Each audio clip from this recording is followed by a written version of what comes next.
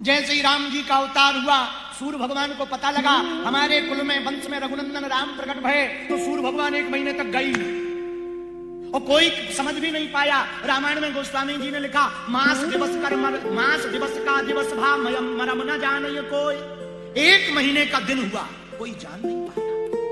अब इतने में रात परेशान। अच्छा, रात आए कब? जब सूर्य जाए तो रात आए, दिन जाए तब तो वो बेचारी आए। लेकिन जैसे ही देखा 1 महीने तक सूर्य भगवान गए नहीं, रात परेशान रोने लगी। इतने में हवन हुआ, हवन का धुआं हुआ, धुआं से अंधेरा छाया। रात को मौका मिला राम जी के महल में जाकर, जहां राम जी प्रकट हुए थे कौशल्या के भवन में, वहां पर जाकर पलने के पीछे खड़ी होकर रोने लगी। राम जी ने पूछा कौन? उसने कहा प्रभु मैं रात, आई एम नाइट, मैं रात हूं। राम जी बोले तुम क्या कर रही हो, रो क्यों रही हो? रात बोली रोना तो करें क्या, आपने पूरा मौका दिन को दे दिया, हमें तो दर्शन ही नहीं हो रहे। और 1 महीने से सूर्य भगवान जा नहीं रहे, आप मध्य में प्रकट भय तो हमें दर्शन ही नहीं हो रहे। भगवान ने कहा देवी चिंता मत करो, हम राम अवतार लेकर आए तो दिन में मध्य में आए, लेकिन जब कृष्ण अवतार लेकर आएंगे तो रात में मध्य लेकर के आएंगे। लेकिन तब भी कब? राम अवतार भी मध्य में हुआ, लेकिन कृष्ण अवतार भी कब हुआ? वो भी मध्य में हुआ। ठीक 12 बजे रोहिणी नक्षत्र अष्टमी तिथि भाद्रपद मास के कृष्ण पक्ष की अष्टमी तिथि बब करण में भगवान श्री यदुनंदन बनकर के प्रकट भय, वो भी मध्य में। और राम जी भी प्रकट कब भय? मध्य में। धनुष भी कहां से तोड़ा? मध्य में। ये आज का सूत्र है, मध्य का मार्ग बड़ा प्यारा, भक्ति का मार्ग। अब इसको उदाहरण से समझो। देखो, दुनिया में गुण है तो अवगुण है, सत्य है, धर्म है, अधर्म है, पाप है तो पुण्य है। लेकिन अब हमारा ऐसा मानना, संतों का मानना, गुण अवगुण दोनों हो, लेकिन जिसमें गुण ज्यादा हो, अवगुण बहुत कम हो, उसको देवता कहते। क्या कहते? जिसमें अवगुण ज्यादा हो, गुण बहुत कम हो, उसको दानव कहते। लेकिन जिसमें गुण और अवगुण बराबर हो, उसको मानव कहते। जिसको गुण और अवगुण दोनों बराबर हो, सेम लाइफ, उसको। अच्छा, सोने का वो बनता आभूषण। हम कल जहां रुके थे तो हमारे त्रिपाठी जी के परिवार में हमारा हैप्पी वाला बर्थडे आ रहा, तो उसको उन्होंने बिफोर मनाया, तो हमको गोल्ड का हनुमान जी पहना गया। तो हमने ये पहन करके हम आज सुबह देख रहे थे सोने। तो हमने एक मित्र से पूछा, हमने कहा क्या प्योर सोना है? बोले नहीं, प्योर सोने से आभूषण नहीं बन सकता। हम कहा क्यों? बोले वो लचीला होता है, 24 कैरेट से कोई आभूषण, उसमें कुछ मिलावट चाहिए। तो हमें बात समझ आई। हमका देखो, सोना भी असली हो, लेकिन वो आभूषण तब तक नहीं बन सकता जब तक उसमें कोई खोट ना हो।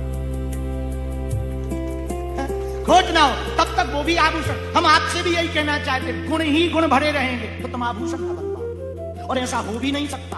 तो हम यही कहना चाहते, सत्य और धर्म के आचरण से तुम्हारा जीवन भरा रहना चाहिए, और एक कोने में अधर्म पड़ा रहना चाहिए।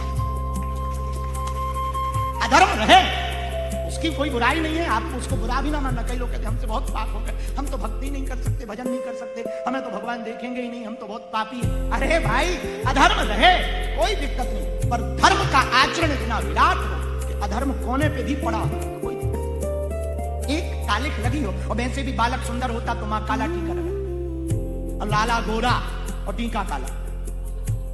बालक बालिका गोरी और टीका काला, भाई काला टीका क्यों लगा? नजर ना लगे। ऐसे ही गुण और अवगुण दोनों के बीच में एक मध्य का मार्ग। आहा, लेकिन ये हमारा जीवन सुंदर बनेगा कैसे? इसके लिए भी संतों ने उपाय बताया। भक्ति मिलेगी कैसी? तो गोस्वामी तुलसीदास जी ने उपाय बताया। राम नाम मन दीप धर, जी है देहरी द्वार। बोले भक्ति का मार्ग क्या है? बोले भक्ति का मार्ग है भगवान का भजन। क्या है? बोलो बोलो बोलो बोलो, जोर से बोलो। अच्छा, तुलसीदास जी भी बहुत चतुर हैं। उन्होंने कहा अज्ञान के अंधेरे को मिटाने के लिए ज्ञान का दीपक जलाओ। कौन सा दीपक जलाओ? ज्ञान का। लेकिन दीपक जला तो लो, पर एक खतरा है, बुझ जल्दी जाओ।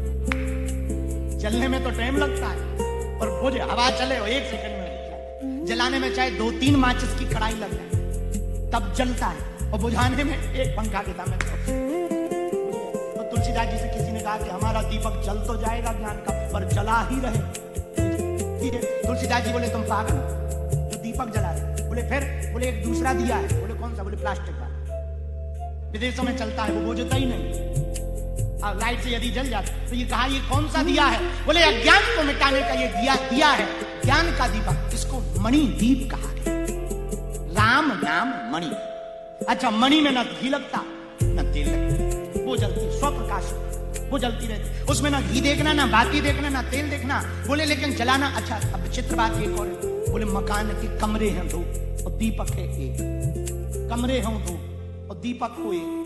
अब बताओ, एक कमरे में दिया रखेंगे तो दूसरे में अंधेरा, दूसरे में रखेंगे तो इसमें अंधेरा, और जिसमें अंधेरा रहेगा वहां कहीं सिर लगेगा, कहीं हाथ लगेगा, कहीं घुटने लगेंगे, कहीं गिराई पड़ेगी। अब करें क्या? ये दोनों कमरे प्रकाशित हो जाए। तो दिया एक उपाय। पूछो क्या? जोर से पूछो, अरे जोर से पूछो। मध्य में, जिसको देहरी कहते, देहरी जानते? दरवाजे की जो चौखट होती उसको देहरी कहते, देहरी, उसको मध्य कहते। तो तुम दोनों कमरों के मध्य में दीपक रख दो, इसमें भी उजाला रहेगा, उसमें भी उजाला। तुम्हारे पास भी 2 कमरे हैं, अब पूछो कौन से? शरीर रूपी संसार में 2 कमरे, एक बाहर एक अंदर। अगर तुम बाहर ज्ञान का दीपक जलाओगे तो अंदर अंधेरा रहेगा, वो अंदर दीपक जला लोगे तो बाहर अंधेरा रहेगा। बोले उपाय क्या? बोले मुख पर ज्ञान का नाम का दीपक जला लो, बाहर भी उजाला रहेगा, अंदर भी उजाला। अरब की एक बहुत प्रसिद्ध दार्शनिका हुई जिसका नाम राबिया। राबिया नाम की बहुत प्रसिद्ध दार्शनिका हुई, बहुत अद्भुत दार्शनिक थी वो। राबिया एक दिन अपने मकान के बाहर जो गली निकली हुई थी, गली के बाहर में सुई खोज रही थी। तो गांव वाले आए, क्या कर रहे? बोले सुई खो गई। बोले अच्छा हम भी देखते हैं। तो गांव वाले खोजने लगे, वो भी खोजने लगे, 2-4 और आए, वो भी खोजने लगे, जकार्ता वाले भी पहुंचे, वो भी खोजने लगे। सब सुई खोज रहे, इधर देखें उधर देखें उधर देखें। राबिया बड़ी प्रसिद्ध संत, तो भला कौन मदद ना करे। सब देखने लगे, 1 घंटा 2 घंटा 3 घंटा, एक कोना कोना छान मारा गली का। धीरे से पूछा गिरी का? तो राबिया बोली अंदर गिरी।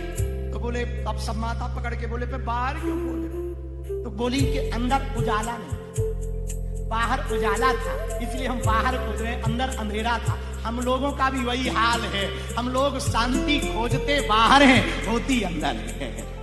हम लोग सुख को, होता अंदर है सुख, शांति होती अंदर है, पर खोजते कहां? बाहर। तो 3 अवस्थाएं। कितनी अवस्था? ध्यान की 3 अवस्थाएं। कितनी? बोलो बोलो, अरे जरा जम के बोलो। एक, आंख बंद करके ध्यान करो। दूसरा, आंख खोलकर ध्यान करो, त्राटक, एक टक, त्राटक। तीसरा, न बंद करो न खोलो, बीच में रखे रहो। ये ध्यान बड़ा गजब का, क्योंकि यदि पूरा खोल करके त्राटक करो, एक टक करो, तो बाहर तो दिखता रहेगा, भीतर नहीं देख पाओ। और केवल भीतर देखने के लिए आंख बंद करो तो भीतर में तो सब देख पाओगे, बाहर में भीतर नहीं देख पाओगे। अब दोनों को देखना उसका मार्ग है, क्या है? जरा जोर से बोलो। मध्य। और यही मध्य मार्ग की पुष्टि भागवत में श्री प्रहलाद जी के लिए भगवान नरसिंह ने पुष्टि की। भगवान प्रकट भय नरसिंह, आधे नर आधे सिंह, नाम नरसिंह।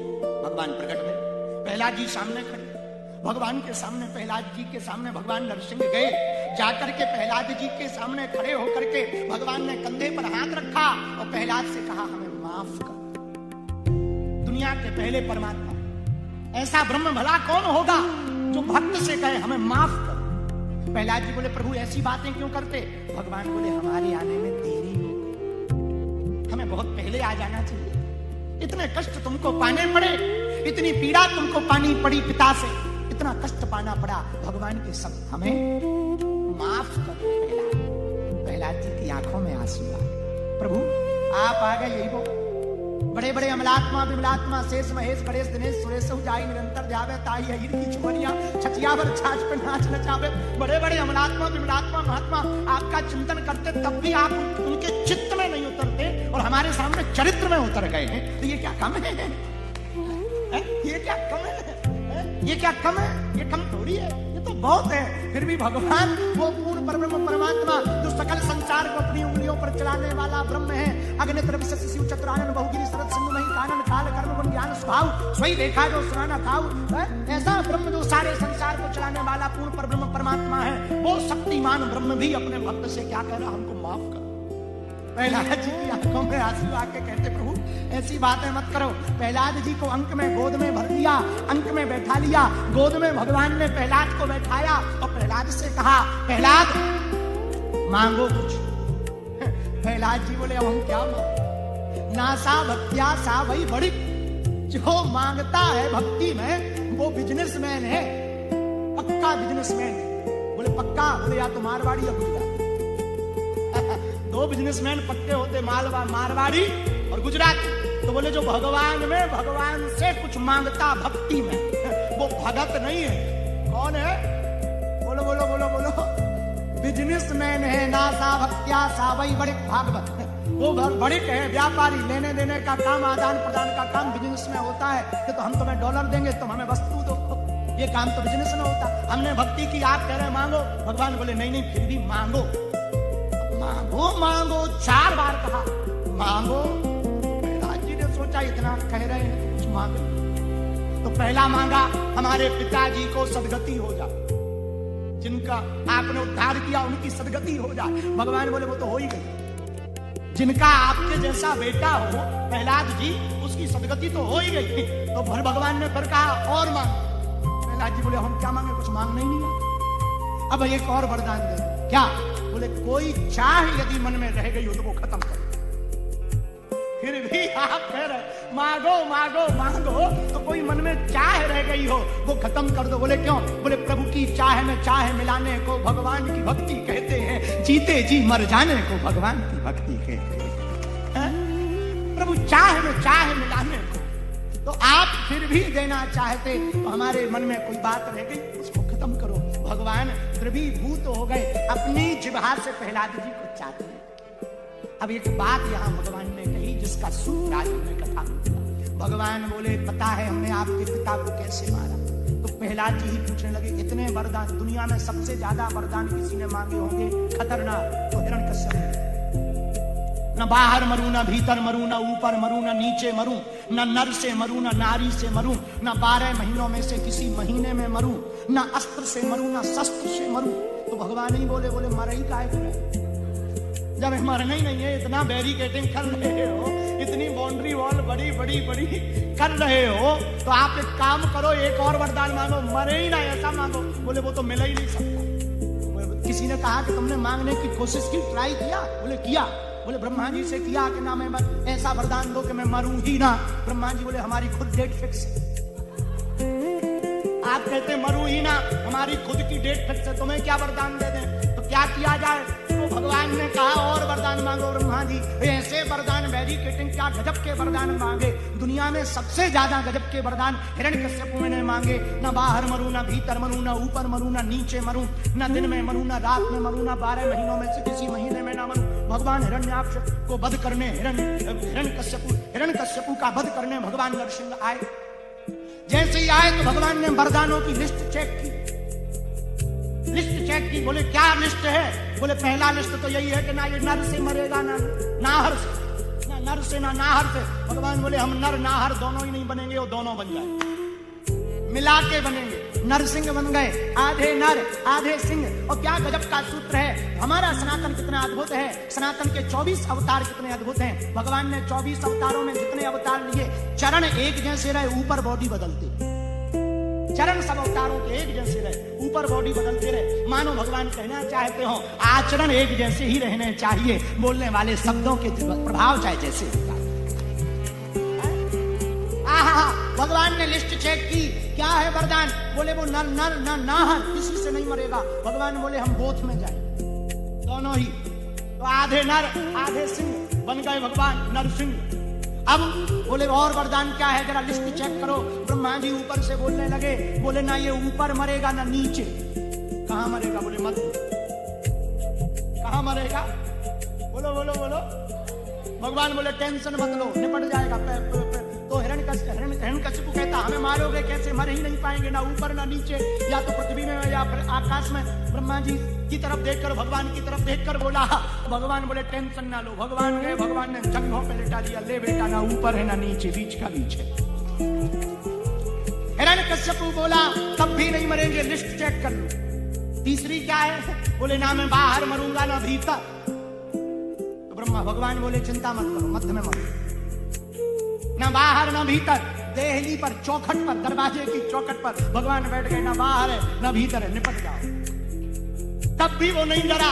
बोले हमको डरने की आवश्यकता नहीं है। बोले क्यों? बोले हमको वरदान है। बोले क्या वरदान है? बोले 12 महीनों में से किसी महीने में नहीं मरूंगा। भगवान बोले स्पेशल तुम्हारे लिए 13वां बना के लाए। अच्छा 13वां कौन सा है? अधिक मास। और 12 का तो 6 मत तो होता, पर भैया 6 करो तो 2 भाग बन जाएंगे, तीसरा होता ही नहीं। यदि 12 को 2 में डिवाइड करो तो 6 दूनी 12, तो 2 पक्ष तो होंगे पर तीसरा नहीं होगा। तो भगवान चतुर है। मध्य को प्रमाणित करने के लिए भगवान ने 13वां महीना बनाया। 6 और 6 12 के बीच में 13वां अधिक मास मध्य का महीना। ये मध्य का मार्ग भगवान ने निकाला। हिरण्यकश्यप बोला तब भी नहीं मरेंगे। बोले क्यों नहीं मरोगे? बोले हमको वरदान है। बोले क्या? बोले ना मैं अस्त्र से मरूंगा ना शस्त्र से। 2 से ही मार सकते, अस्त्र या शस्त्र। शास्त्र से अथवा अस्त्र से, मंत्र आदिकों से प्रयोग करके आदि से मारोगे। भगवान बोले हम दोनों ही नहीं छूटे, ना अस्त्र ना शस्त्र। बोले फिर कैसे मारोगे? भगवान बोले हमारे नाखून देखो, तुम्हारे जैसे 3 निपट जाएंगे, मध्य से मारे। अंत तो गत्वा हिरण्यकश्यप कहता अब भी नहीं मरेंगे। बोले क्यों नहीं मरोगे? बोले हमें वरदान है। क्या वरदान है? बोले ना मैं नर से मरूंगा ना नाहर से। भगवान बोले हमारी सेटिंग देखो, ब्रह्मा जी की फैक्ट्री में नहीं, ये वहां पर कारीगरी होती ही नहीं है, ये वहां से अलग कारीगरी है। और हमें लगता दुनिया की पहली प्लास्टिक सर्जरी बॉडी की किसी ने करवाई है तो भगवान ने ही करवाई। ब्रह्मांड की पहली कोई प्लास्टिक सर्जरी हुई होगी, भगवान की हुई होगी, वो भी मध्य में। आधा नर आधा सिंह, दोनों को मिलाकर के बने नरसिंह।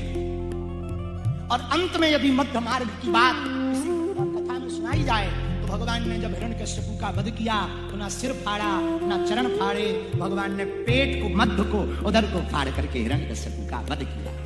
इसलिए भक्ति का मार्ग मध्य का मार्ग है। मध्य के मार्ग में जो चलता है, ना इधर रहो ना उधर रहो, ना जगत के रहो ना जगदीश के रहो, मध्य के रहो। क्योंकि जगत में भी जगदीश है और जगदीश में ही जगत है। तो उससे फायदा क्या होगा? पूछो क्या फायदा होगा? जोर से पूछो, जरा और जोर से पूछो। जगत भी नहीं छूटेगा और जगदीश भी नहीं छूटेगा। संसार के भी, मतलब जकार्ता के भी काम के रहोगे और परमात्मा के भी काम के रहोगे, इंडोनेशिया के भी काम के रहोगे और भगवान के भी काम के रहोगे। हम यही कहना चाहते हैं, बेकाम के रहो, काम के रहो। अच्छा देखो, 2 प्रकार के लोग जो मजदूर होते हैं, 2 प्रकार के मजदूर होते हैं। एक स्वतंत्र मजदूर होता है, एक परतंत्र मजदूर होता है। एक होता है कि डे के हिसाब से मजदूरी करता, कभी इधर कभी उधर, कभी यहाँ लग गया कभी। एक होता जो मंथली, एक ही मालिक का रहता पर मंथली रहता। फायदे में मंथली वाला ज्यादा इसलिए रहता कि उसकी डेट फिक्स है, उसकी वेतन फिक्स है। 1 डे काम करने वाले व्यक्ति में हो सकता कभी काम नहीं, तो बड़ी दिक्कत हो सकती। हम वही आपसे कहना चाहते, यदि कभी तुम इनके रहोगे कभी उनके रहोगे तो हो सकता घाटे में रहो, पर यदि सदा तुम एक के रहोगे तो हमेशा फायदे में। एक ही साधे सब सधे, सब साधे सब जाएं, वही है हनुमान जी महाराज। कौन?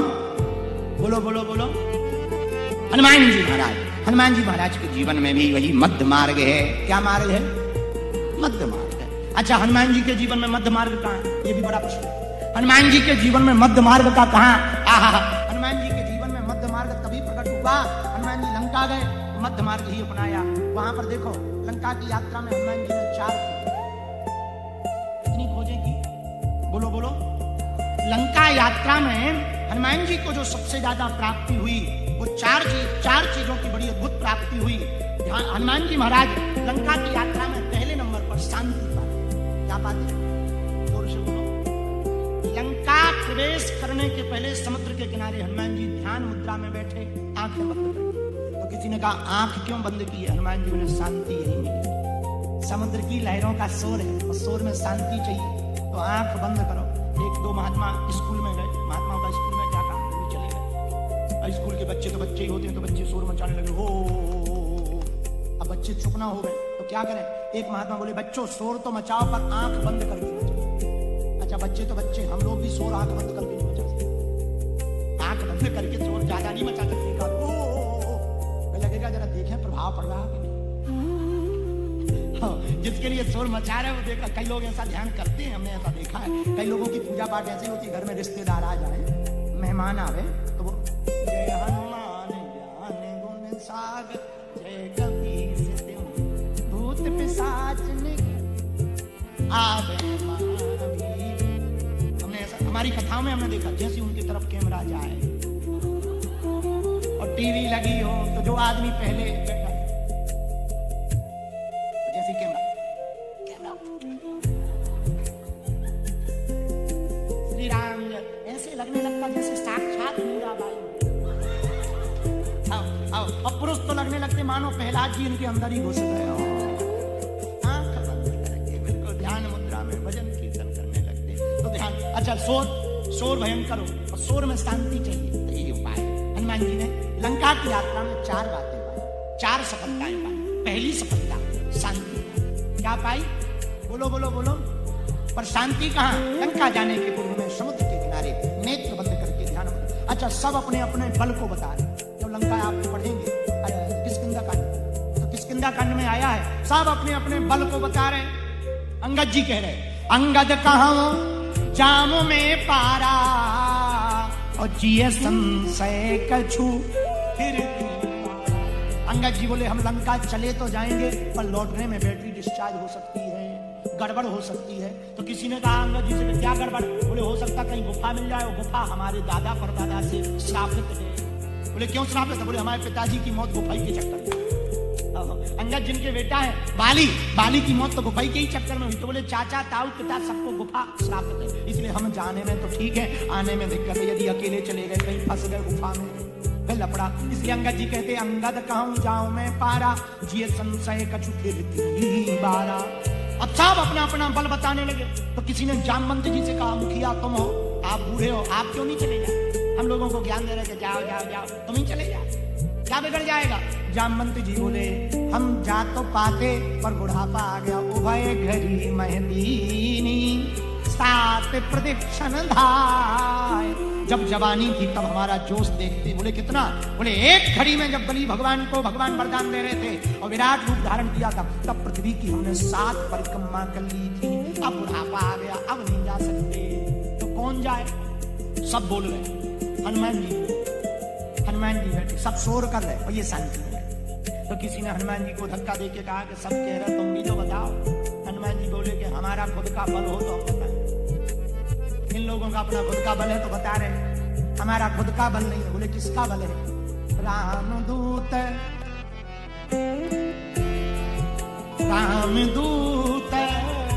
अतुलित अंजनी, हमारा बल नहीं है। किसका बल है? राम जी। तो राम जी भी तो तुम्हारे पास। बोले हमारे पास नहीं है, हम तो मकान मालिक का बल। और सच भी है ये, मकान की ताकत नहीं होती, मकान मालिक की ताकत। मकान तो बहुत बड़े बड़े होते हैं, पर मकान मालिक ताकतवर ना हो तो मकान साधारण। अच्छा देखो, हम लोग इन मकानों में चाहे तो कोई घुस जाएगा, पर राष्ट्रपति के मकान में बिना परमिशन के घुस सकता है? नहीं घुस सकती, वहां परमिशन लगती। प्रधानमंत्री का मकान हो तो बड़ा पावरफुल। क्यों? क्योंकि मकान की महिमा नहीं है, मकान में रहने वाले की महिमा। तो हनुमान जी बोले देखो लोग हमारी महिमा गा रहे, हमारी नहीं है। हम जिस मकान में रहते हैं उस मकान हम मकान है, हमारा जो मकान मालिक है उसकी महिमा है। बोले मकान मालिक कौन है? बोलो बोलो बोलो। जासु हृदय आगार बसही राम सर चाप धरी। हमारे हृदय में राम जी बैठे और विभीषण को सीना चीर करके दिखाया, देखो ये है मकान मालिक। हम मकान है, ये मकान मालिक, उनका बल है। तो हनुमान जी बोले कि हम नहीं जा सकते, अपना बल नहीं बता सकते। यहां पर एक बात और बड़ी अद्भुत है। आहा, सबने अपना अपना बल बताया, हनुमान जी ने नहीं बताया। मतलब वो कहावत सत्य हो गई। कई बार जो बादल गरजते हैं वो बरसते नहीं। जिनके पास जो होता वो बोलते कम कर देते, और जिनके पास आधा होता वो बोलते ज्यादा, कार्य नहीं पाते। और जो लंबी लंबी फेंके समझ जाना सीताराम। कुछ लोग हमें मिलते हैं वो कहते हैं हम झूठ बोलते ही। अब देखो झूठ तो बोलते ही, झूठ तो हमें पसंद ही नहीं। तो हमें मन ही मन लगने लगता कि मान लो इन्हें सत्य पसंद। अरे भाई जब तुम्हें झूठ पसंद नहीं है तो कहने की आवश्यकता है, उस पर चलो आचरण पर। लोग अपने आप कहेंगे कि इन्हें झूठ पसंद है। तुम्हें कहने की क्या आवश्यकता है? लोग कहें कि हमें झूठ, इन्हें झूठ पसंद नहीं, आप खुद कहो कि हमें झूठ पसंद है, ये तो प्रचार हो गया। इसका मतलब प्रचार मिलावट, सोने जैसी कोई ना कोई। तो हनुमान जी बोले हमें प्रचार की आवश्यकता नहीं, हमारा कोई बल नहीं, भगवान का बल है। और देखो सबने अपना अपना बल बताया, हनुमान जी ने बल नहीं बताया, पर सब नहीं जा पाए हनुमान जी। क्यों? क्योंकि जरूरी नहीं है बल बताया जाए, जताया जाए, करके दिखाया जाए। तो लंका की यात्रा में हनुमान जी ने पहले नंबर पर शांति पाई। क्या पाया? बोलो बोलो बोलो। दूसरा हनुमान जी ने क्या पाया? दूसरा पाया, जैसे ही आगे बढ़े तो सुरसा नाम अहन की माता, सुरसा नाम की माता जी जब आई तो तुरंत हनुमान जी से बोली, आज स्वर्णमय दिन आहारा सुनत गए, आज स्वर्णमय दिन आहारा, आज हमको देवताओं ने आहार दिया है, भोजन दिया। हनुमान जी बोले किसका? सुरसा बोली आपका। हनुमान जी बोले हम समोसा आएंगे तो हमको खाओगे? नहीं नहीं, देवताओं ने कहा कि इस बानर को खा लो, तो हम खाने आए हैं। हनुमान जी महाराज ने लीला की, जस जस सुरसा बदन बढ़ावा तास दून का रूप दिखावा। हनुमान जी ने रूप दिखा करके डबल शरीर किया, सुरसा ने भी अपना शरीर किया, सत योजन तही आनंद कीना, तुरंत अति लघु रूप पवन सुत लीना। हनुमान जी छोटे बन गए, और हनुमान जी छोटे बनकर के मुख में भी गए, बदन पयट पुनि बाहर आवा। हनुमान जी अंदर गए बाहर आए, बदन पयट पुनि बाहर आवा, मागा विदा। हनुमान जी विदा मांगने लगे, माता हमें पेट में भी चले गए, बाहर भी आ गए, आज्ञा दो। यहीं पर हनुमान जी ने दूसरी उपलब्धि पाई। पूछो क्या? सुरसा माता ने आशीर्वाद दिया, राम काज सब करी हूं, तुम बल बुद्धि निधान, आशीष की गई सो हरस चले। ये भगवान हनुमान जी की दूसरी उपलब्धि सुंदरकांड में, लंका यात्रा में हनुमान जी की है। पहले शांति पाई, फिर शक्ति पाई। क्या पाया? बोलो बोलो बोलो बोलो। क्योंकि जो किसी को प्रणाम करता, आशीर्वाद देता, तो अभिवादन शीलस्य चत्वार तस्य वर्धन्ते आयुर्विद्या यशो बलम। मनुस्मृति में लिखा, जो प्रणाम करता है उसकी 4 चीजें बढ़ती हैं। बोले क्या? बोले स्वभाववश कोई प्रणाम करे, आयु, विद्या, यश, बल, ये चत्वारि तस्य वर्धन्ते, 4 चीजें बढ़ती हैं। आहा हा। हनुमान जी ने प्रणाम किया तो सुरसा माता ने आशीर्वाद दिया, तो पहले शांति पाई, अब शक्ति पाई। और तीसरा क्या पाया? बोलो बोलो बोलो। जैसे ही हनुमान जी लंका गए तो हनुमान जी ने लंका में सब कुछ देखा। मंदिर मंदिर प्रतिकर शोधा देखे, जहते अग्नि जोधा गयो दशानन मंदिर माही, अति विचित्र कही जात सो। हनुमान जी मंदिरों में गए, घर घर गए, एक घर नहीं छोड़ा हनुमान जी, सर्वत्र गए, पर कहीं जानकी माता नहीं। अंत तो गत्वा रावण के मंदिर में गए। भवन एक पुनि दीख सुहावा, हरि मंदिर तय भिन्न बनावा। बड़ा विचित्र महल है, लगता है ये रावण का घर है, यहाँ जानकी माता होंगी। और कितना अद्भुत संकेत है सुंदरकांड का, हनुमान जी के सुंदरकांड के संदेश का।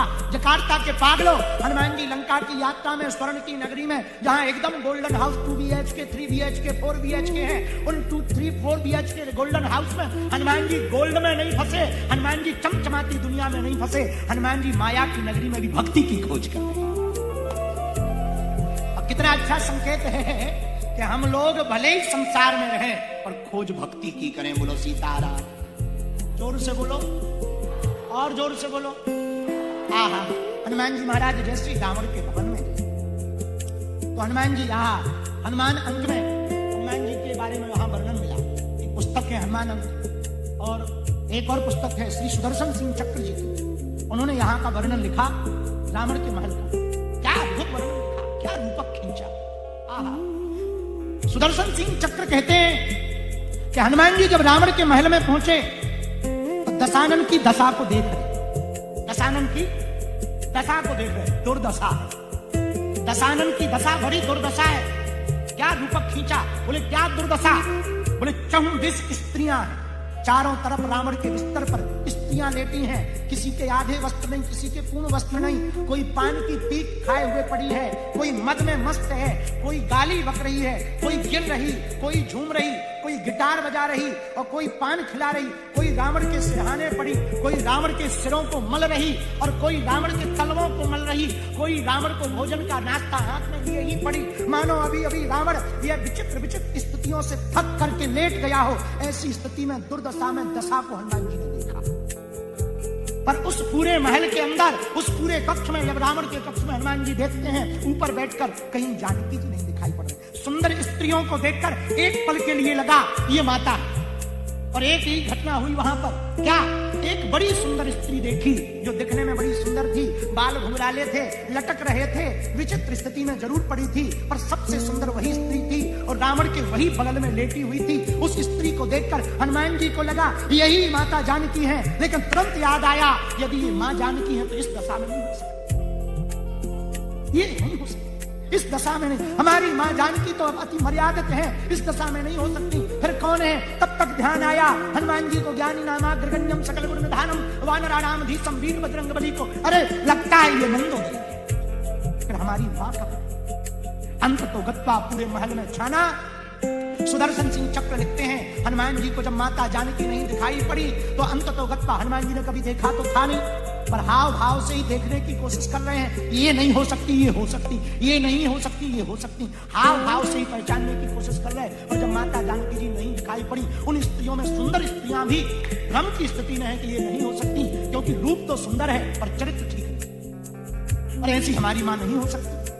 तो अंत तो गत्वा हनुमान जी ने सोचा माता जानकी मिली नहीं और हम ब्रह्मचारी, और ब्रह्मचारी को स्त्री का दर्शन ऐसी स्थिति में करना अपराध, और हमने आज तक ऐसे दर्शन स्त्रियों के किए नहीं, आज हमने अपराध कर लिया। हनुमान जी ने वहीं पर तलवार रावण की खड़क को उठाया, मरने के लिए तैयार थे। पहली बार हनुमान जी मरने के लिए आते, और जैसी खड़क को उठाया, मरना चाहा हनुमान जी, मरते मरते सोचा एक काम किया जाए, एक बार और खोज लिया जाए, शायद पता लग जाए, यहां तो मिली नहीं, एक बार और चक्र लगा लिया जाए। तलवार रावण की उठा ली, अंत तो गत्वा, वरना हम ये मुंह राम जी को तो नहीं दिखाएंगे, चाहे जो हो पाए हो जाए, हम प्राण यही त्याग देंगे, वापस जीवित नहीं हो जाए। हनुमान जी ने पूरा चक्र पुनः लगाया, और पूरा चक्र जब श्री हनुमान, चैनल को सब्सक्राइब करें और वीडियो को लाइक करें और